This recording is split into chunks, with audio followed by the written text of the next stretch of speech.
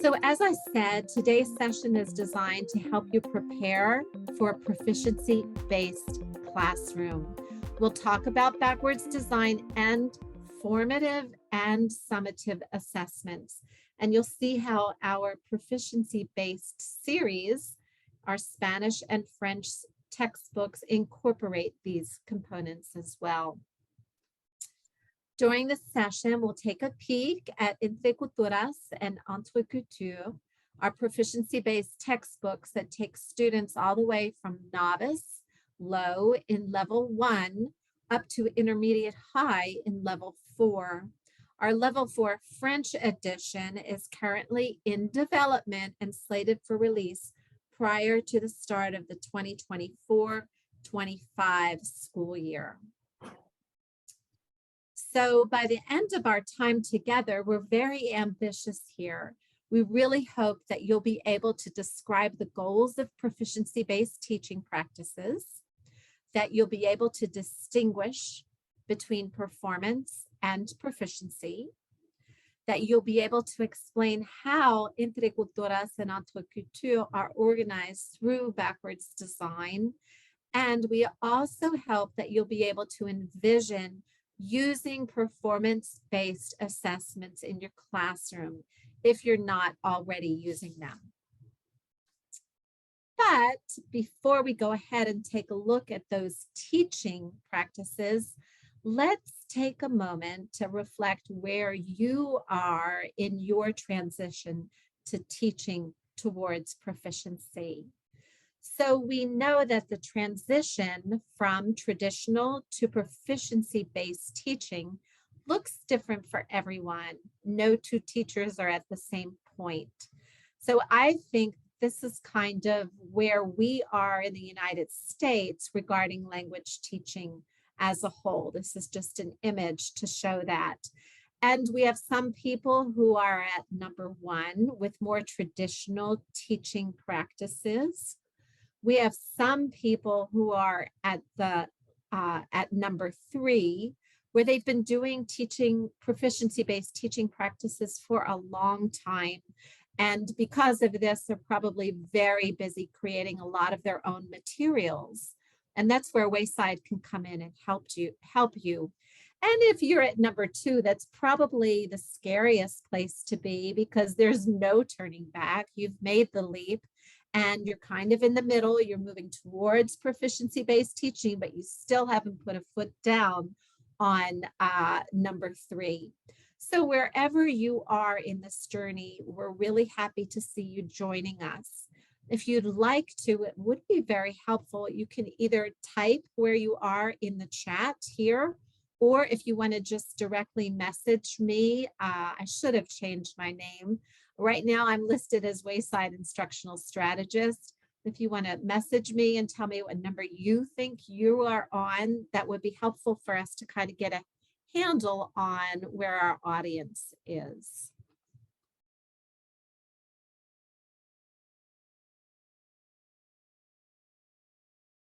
Okay, we've got a lot of 2s, couple 3s, couple 1s, couple 1.5s, 2.5s.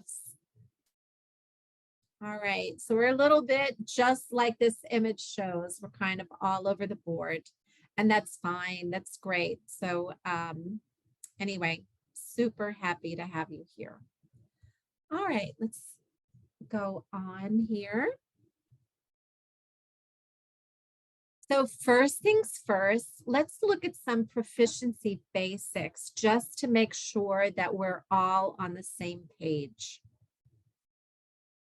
We'll start with the goal of learning a language.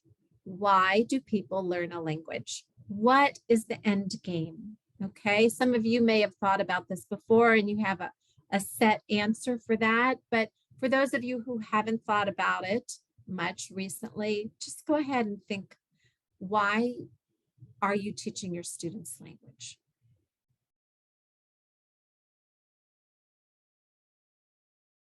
Okay, so as you're thinking about that, I'll tell you a little bit about what ACTFL has said about why students learn or want to learn languages.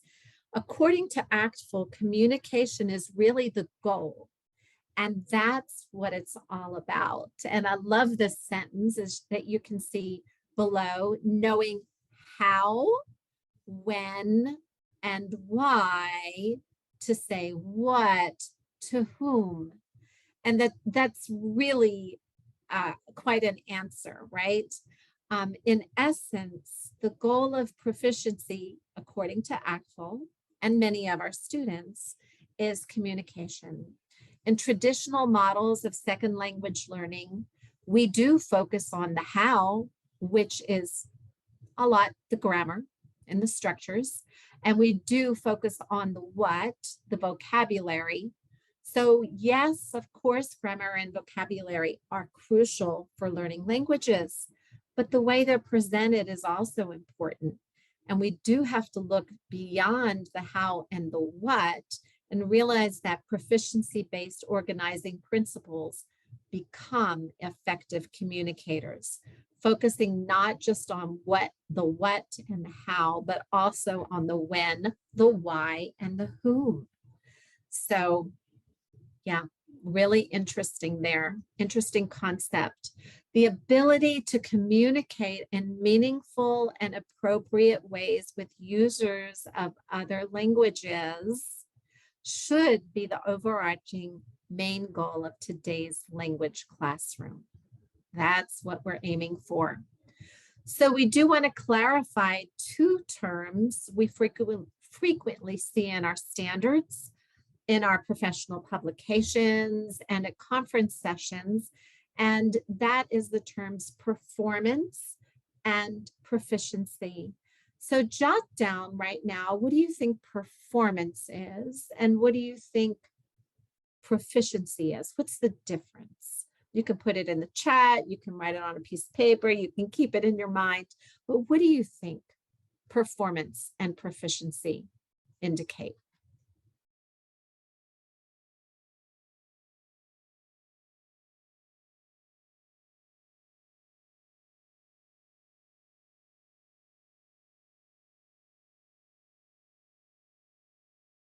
Okay, so in language teaching, proficiency refers to the degree of skill with which a person can use a language to understand, read, speak, and write in real-world situations. Language proficiency is also defined as the ability to use culturally appropriate language to communicate spontaneously in, and here's a biggie, unrehearsed context. Okay. On the other hand, performance is the ability to communicate in practiced, rehearsed, and familiar context connected to a specific curriculum. So it is what we do in our classes. In proficiency-based instruction, we actually focus on what students can do with the language, their performance, what they're practicing, as we assist them in building proficiency. So for some concrete examples here, let's say we're doing an activity in class where students listen to a conversation between two people. And in that conversation, one person is giving directions to the other person, directions to a certain place. As students listen to the conversation, they are tasked with marking on a map all of the locations that are referred to in the conversation. As a follow-up task, students take turns asking for and giving directions with a classmate. So think about that. Are we talking about performance or are we talking about proficiency? Okay. Now, before we move on, let's see. We are talking about performance. Okay. Now let's consider this particular scenario. Some college students are studying abroad in Barcelona, and they actually get lost in a city where they do not speak the language very well at all, and they stop to ask a stranger for directions. What would that be? Okay, so that would be proficiency. Okay, and notice that the performance that we talked about, where students are listening, it's an activity that's being done in the classroom, and students are practicing their understanding and their speaking. That's a little bit different than actually being in the real world situation. And most of what we have students do in class is a series of those performances. And the series of performances actually helps us move towards building proficiency. Think of these experiences maybe as bricks or building blocks that lay a solid foundation for learners to apply their language use to real world situations.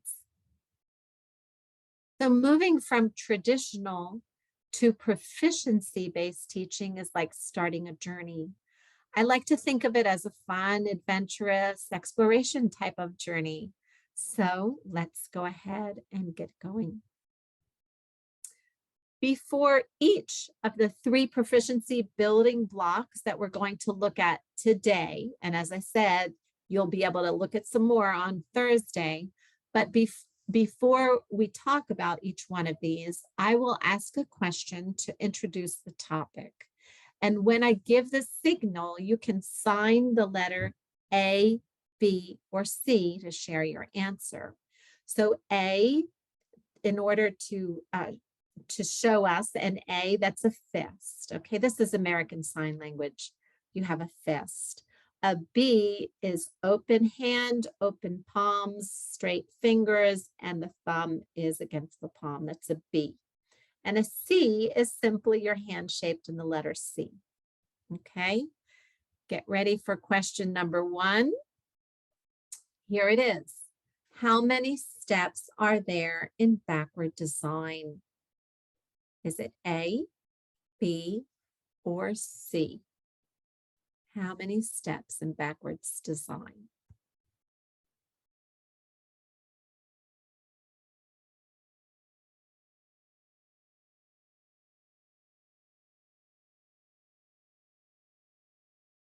Okay. All right. The answer to that question is, okay, there are 3 steps in backwards design. And let's go ahead and take a look at backwards design. I know a lot of people who are just backwards designing their lives, so we may as well go ahead and do this in our language classroom.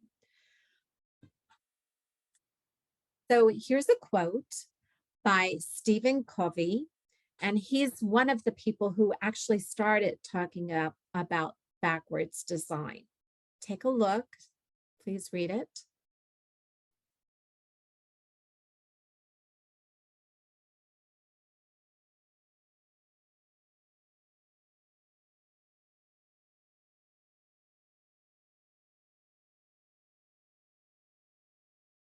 Okay, so I'm sure many of you can relate to the fact that you would never head out of your house to go on vacation and have no idea of where you're going.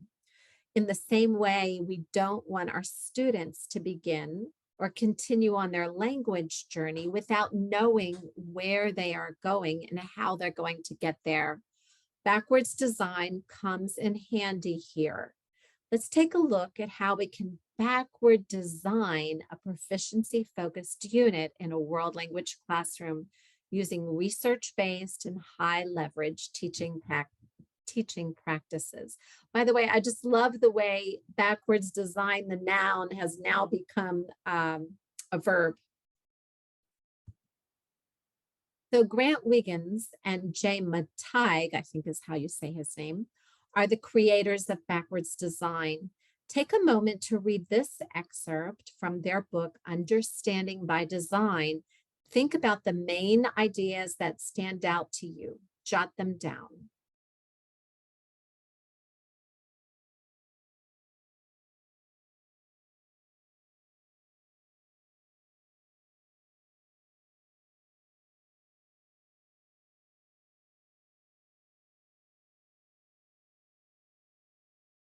So from a language teacher's perspective, at the heart of backward design is intentional planning in stages to ensure that students continue advancing on their path to second language proficiency. So we did say there were 3 steps or 3 stages to backwards design. First, we think about what we like our students to be able to do and be able to say at the end of the unit, what they will know and what they'll be able to do. And what the essential questions and unit objectives are. That's the first step, decide what those are. Then we ask ourselves, how will we know that students can actually answer the essential questions and do the objectives? And the answer is through some sort of assessment. Only then, once we've determined those things, what are the essential questions, what are the goals, and how will we know students have reached them? Only then do we design activities to help students succeed on the assessments. And just as an aside, I want you to know, for those of you who are using Intercultural and Interculture, our textbooks were set up in that way. The authors actually used backward design, those 3 stages, to create the textbooks. So we're ready to move on to question number 2. Okay, we've talked about backwards design. Now, question number 2 is thumbs up, Zoom polls, and exit tickets can all be a type of what?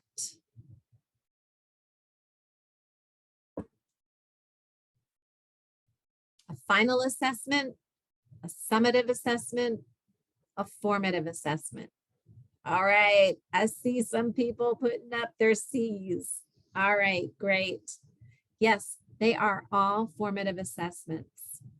Formative assessments are not just quizzes that you give and grade and record and hand back to students. Formative assessments are assessments for learning. They're check-ins to determine to what extent students are meeting the learning goals and gauging what needs to happen next. Do we need to reteach? Do we need to review something? Are learners ready to move on? What's the next step? Through this process, students receive focused and targeted feedback to help set them up for success on the summative assessment ahead. Other examples, I'm sure you have lots in your mind that you can come up with, but just a few others. Other formative assessments could be short presentations, 1-minute essays, even simple hand signals like we're doing right here.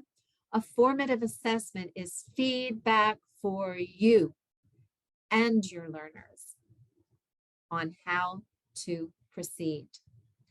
So here's a look at how formative assessments work in the lesson planning process. And I know we all do this probably without even thinking, but here's the cycle. The first step is the same as that first step of backwards design, where you identify what it is you want students to know and be able to do by the end of the unit or lesson. Then you plan and teach your lesson. Next, you have students complete some type of formative assessment to gather data toward their goals. This could be a short presentation, as we talked about, an exit ticket, even a simple survey, maybe where learners actually respond with a fist through 5 gesture, where the fist means they are totally clueless and a 5 means, yeah, we've got this, no problem. All of these are formative assessments. The key to formative assessments is that they are done during the learning process. So this also means you need to analyze the data, right? You need to analyze the results. And once you've analyzed the results, you respond to it. You respond to it by planning your next lesson or maybe planning for individual student interventions according to what you learned from the formative assessment. So that's basically the cycle for formative assessments. But let's go ahead. This is an example right here of some performance tasks that could be used as formative assessments. These were provided to us by Paul Sandrock. And the tasks that you see here mirror what students might encounter when completing a summative assessment. So the formative assessment, we want it to mirror what's going to be expected of students in a summative assessment. Here, students show that they are able to express what makes the right travel destination for them. Okay, let's take a look at the tasks. As we said, novice level. The interpretive task here is for students to listen to a travel log and to match photos to each of the descriptions that they hear. Okay, presentational is to write a brief website description for 5 places of interest.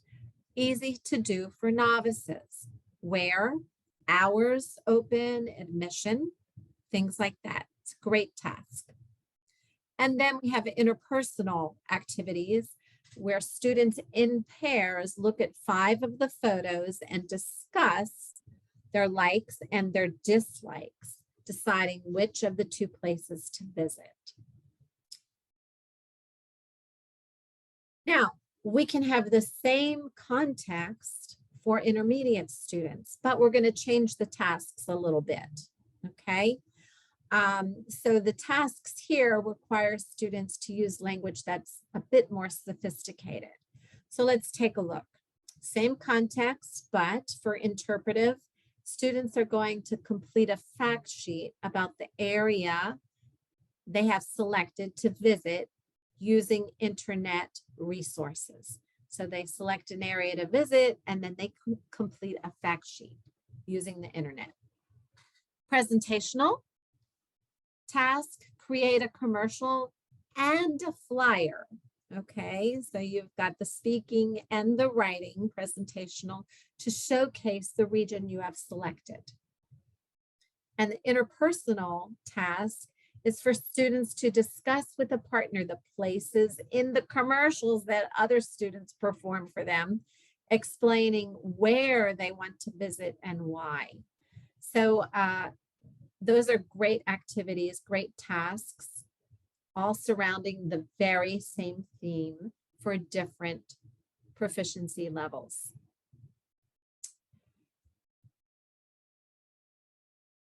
Okay, so let's go ahead and look. We're going to apply the formative assessment cycle that we talked about and look at interculturas and interculture.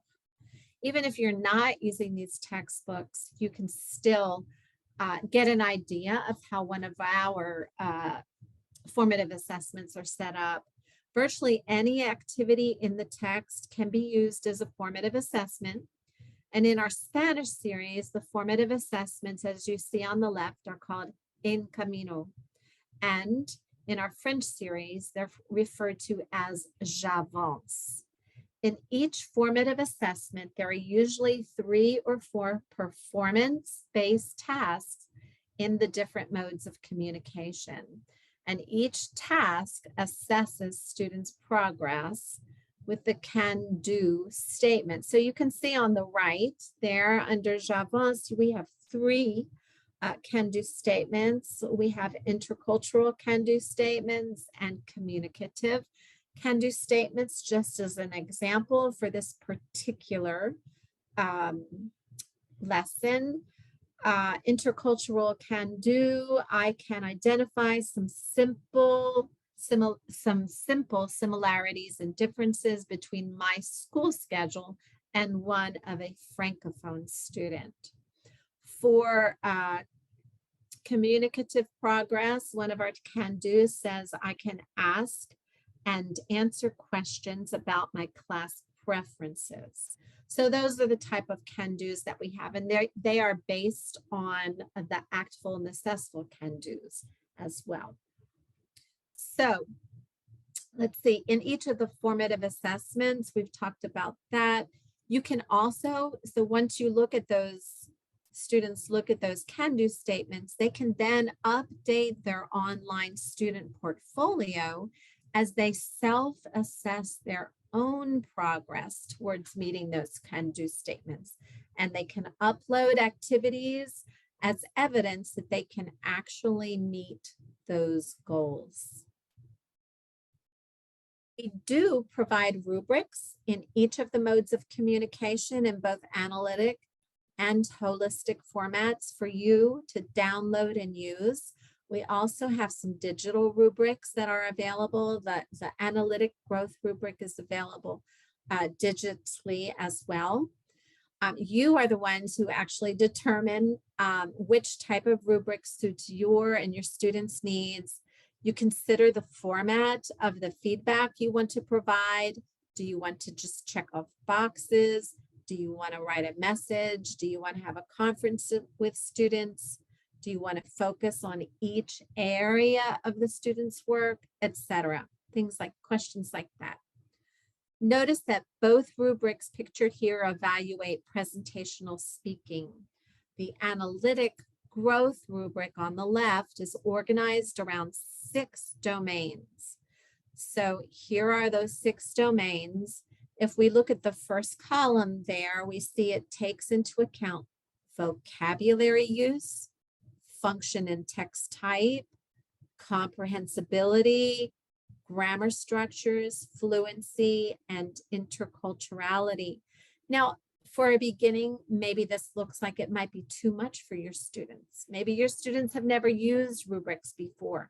So feel free to maybe choose 1 or 2 of those domains and not start with all of them at one time.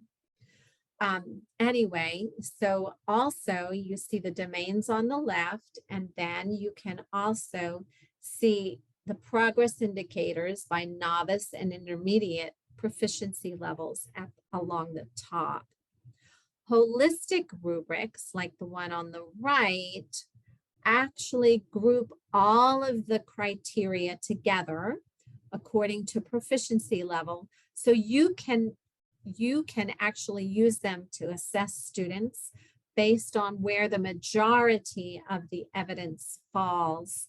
Holistic rubrics can be somewhat overwhelming for students because they're not broken down into they don't break the criteria down into levels or smaller pieces like they do on the analytic, but they do provide lots of opportunities to give proficiency-based feedback, and students can use them to self-assess as well.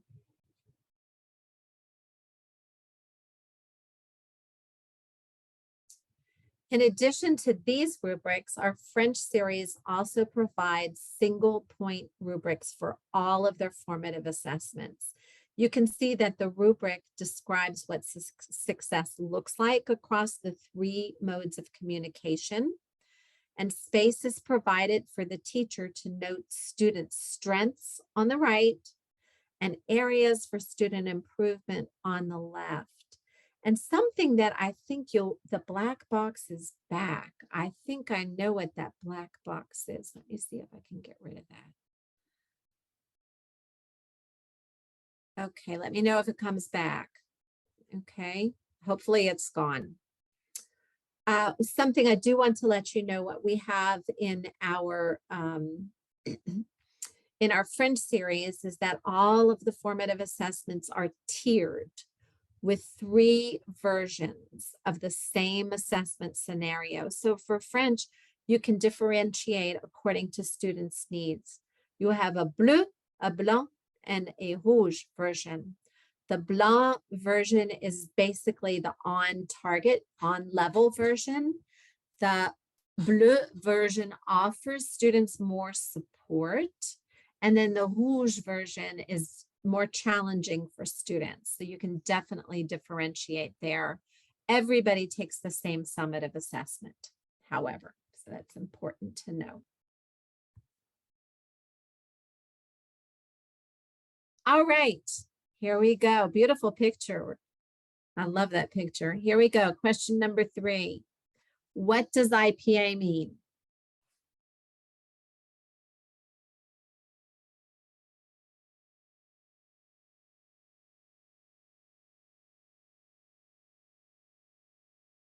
Okay, I see your answers. It means C. It's both A and B because they're both correct. Before I move on here, I have a question. Why is the Spanish series not set up with tiered assessments? It's a really good question, and that's what they're looking into. The Spanish series was created first. The French series was created after that, and the French series put that in. So now they're going back to the Spanish series and looking at creating the same thing. Okay. Yeah, honestly, we think it's a really good idea. So even though IPA can mean lots of different things, and in this case, we're not talking about the beer, although most of us do have our favorite IPAs. An IPA is an integrated performance assessment. It is a summative assessment, an assessment of learning used at the end of a given period of time.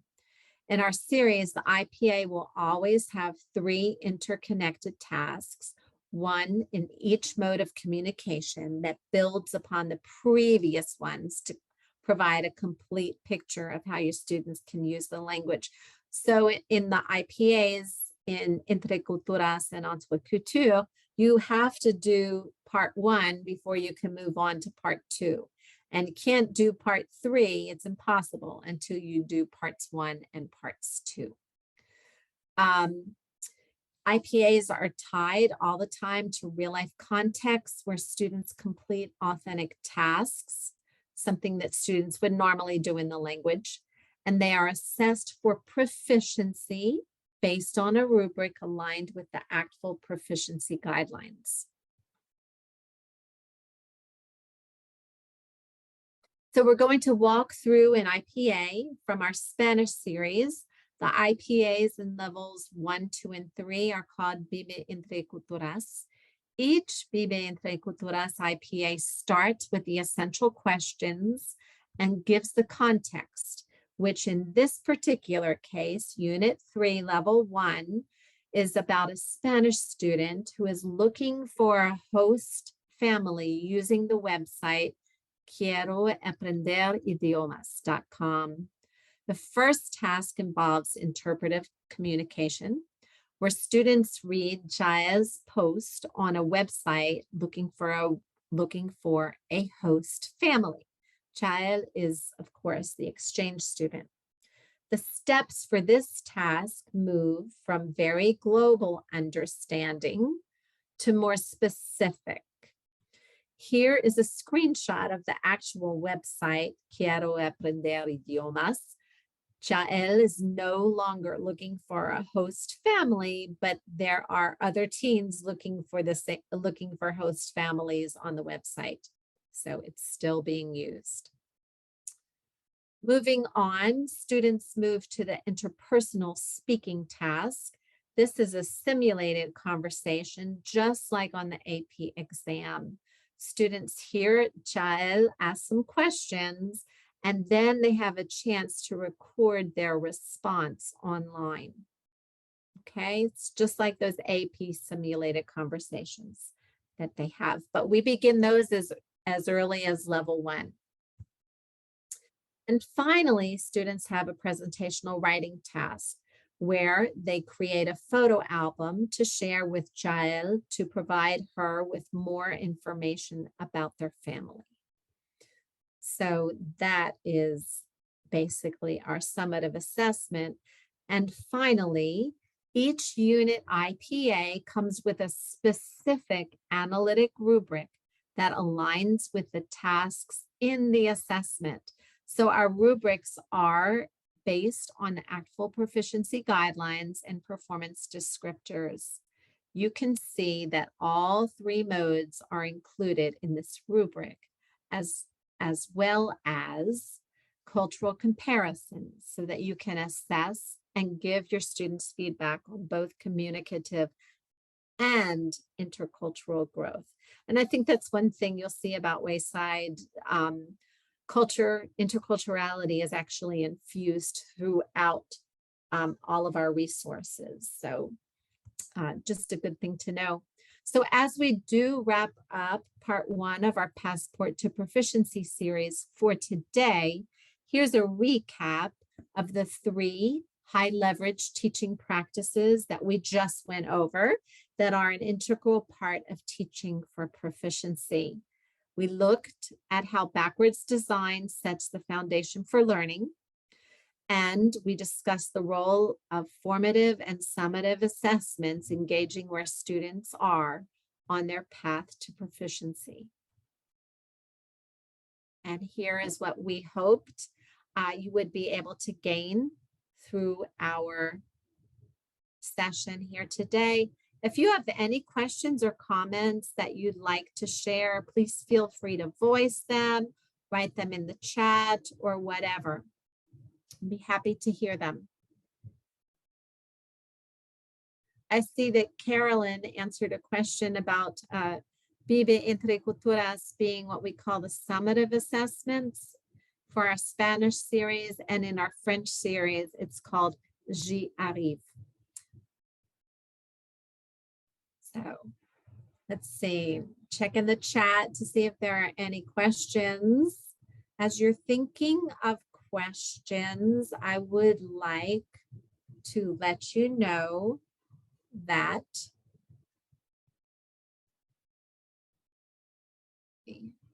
here's a question. Is there a summative assessment for Spanish units 1 through, oops. Sorry, y'all. Let's see. Is there a summative assessment for Spanish units 1 through 6 like there is for French? Absolutely. That's what we just looked at. How would you recommend to form a final summative assessment for Spanish? All of our assessments are performance-based, and there are both formative and summative assessments in both the French and Spanish units. The summative assessments are at the very end of both chapters, French and Spanish. And Terry, I think what they're asking is sort of like a cumulative exam for a semester.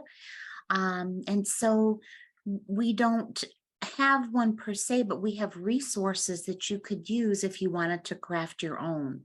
So there are, in both of the French and Spanish series, there are activities that you can create your own semester exam. Semester and final exam. Yeah. Thanks, Carolyn, for mentioning that.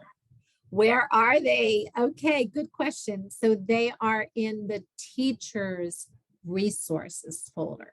Okay. So you go into your resource folder in content. When you go to your content tab, go to the resources folder and open it up, and then you'll see the folder only for teachers. And inside that, you'll see midterm and final exams.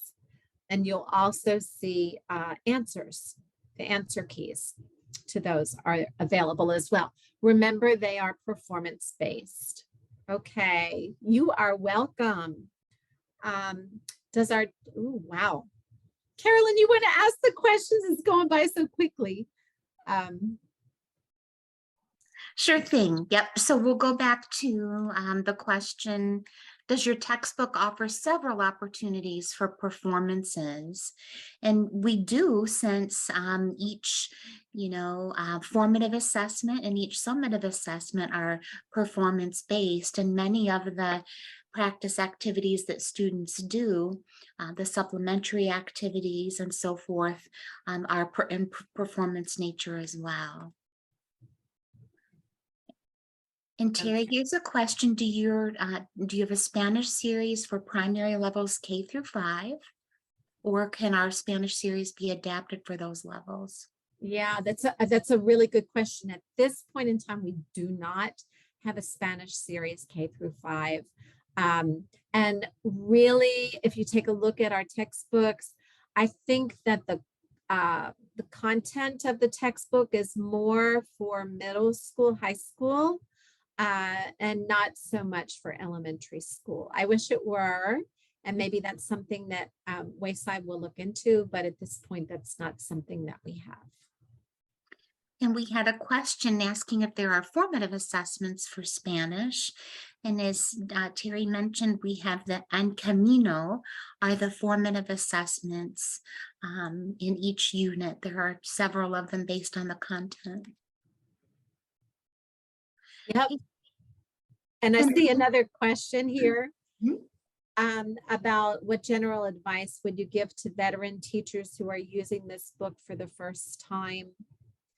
That's a good question. It is a great question. So a couple answers to that. First of all, if your students and you are not used to proficiency-based method of teaching and learning, then you may need to educate them on what proficiency levels are, what that means, maybe how they can grow.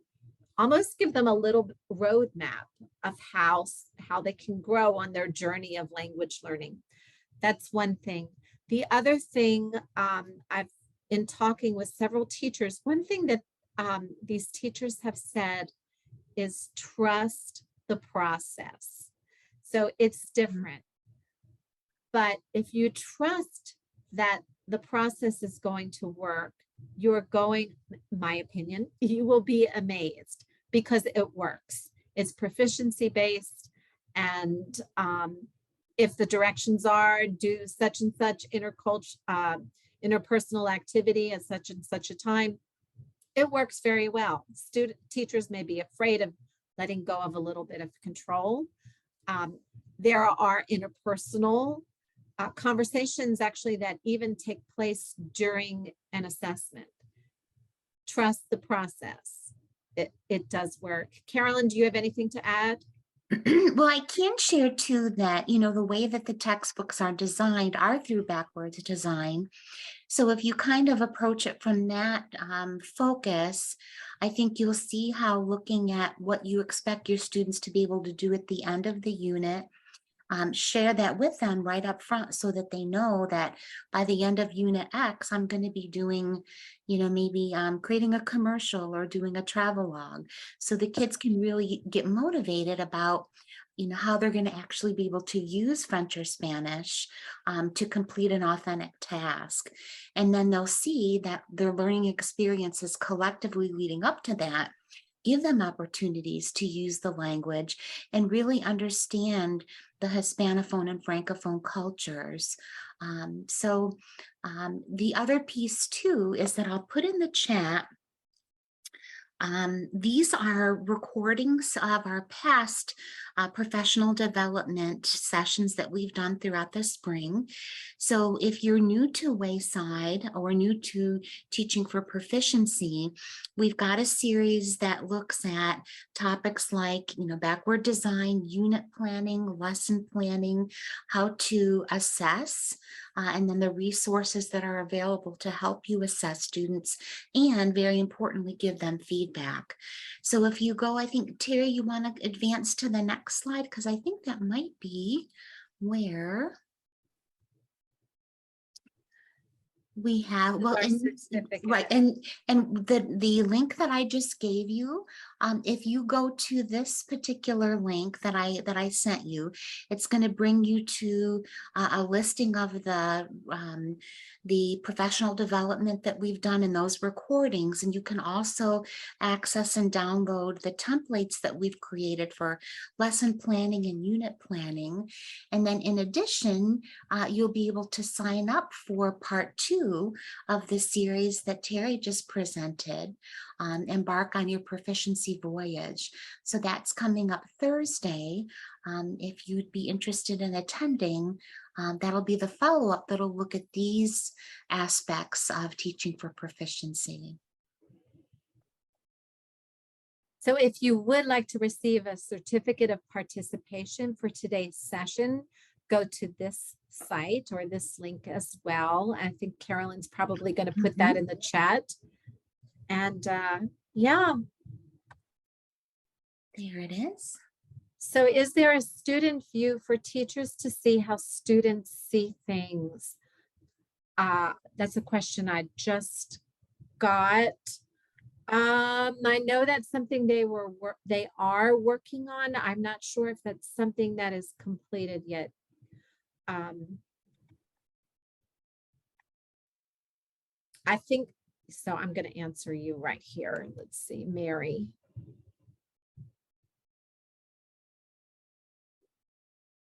Okay, so that is something that they are working on.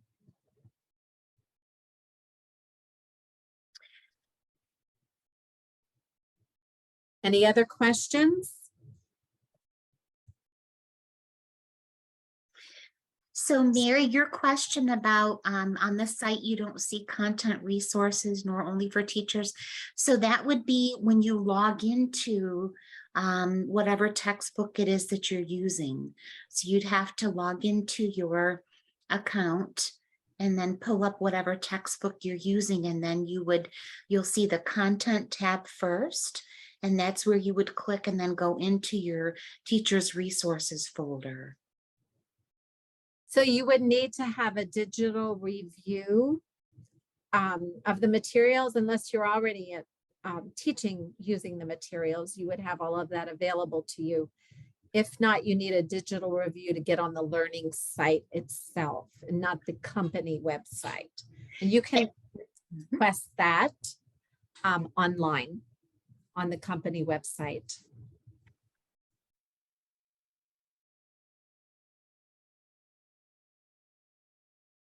See, anything else?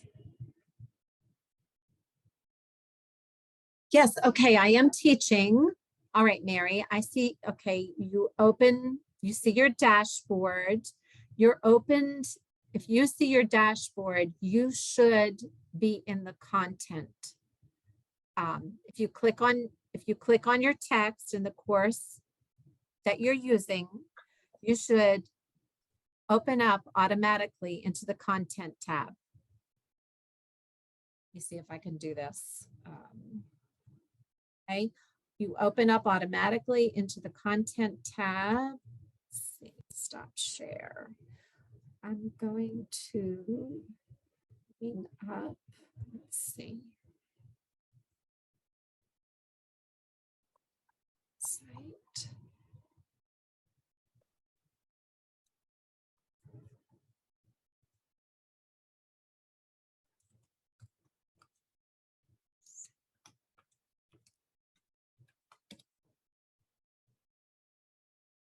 All right, let me see.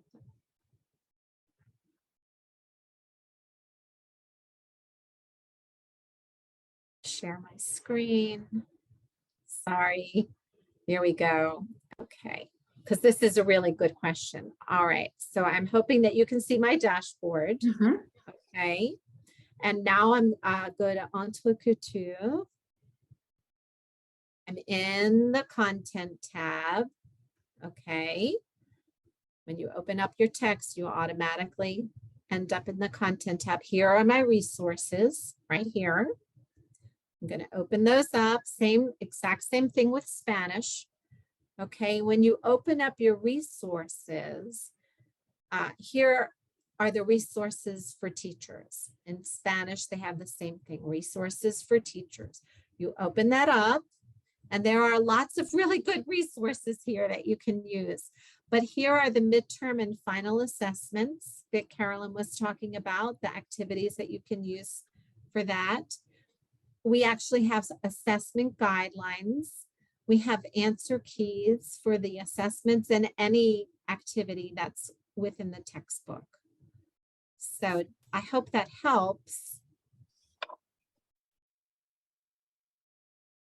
Let's see. Any other questions about that? Or anything else? I don't see resources. Learning tools, no. Let me go back. So you probably have not clicked. Let me go back to my dashboard. Here's the codes, here's the portfolio, here are the learning tools. You need to click on your course, and I have lots of courses. Okay, here's my French course that I'm going to go into. I have to click on that. So you have to click on the course. And once you click on the course, you automatically open up into the content tab right there. Okay. My internet connection is not good. Would it be possible to share the recording? Yes, we will do that. Yeah. Okay. And so your resources are right here. And under resources, you have resources for teachers, and that's where those materials are. Hey, anybody else? Mary, did you find it?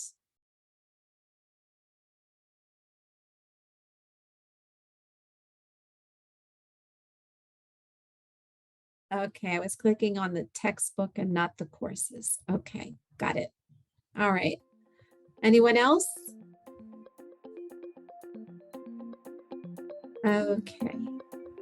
Great. So we will share the recording with everyone. You'll get that.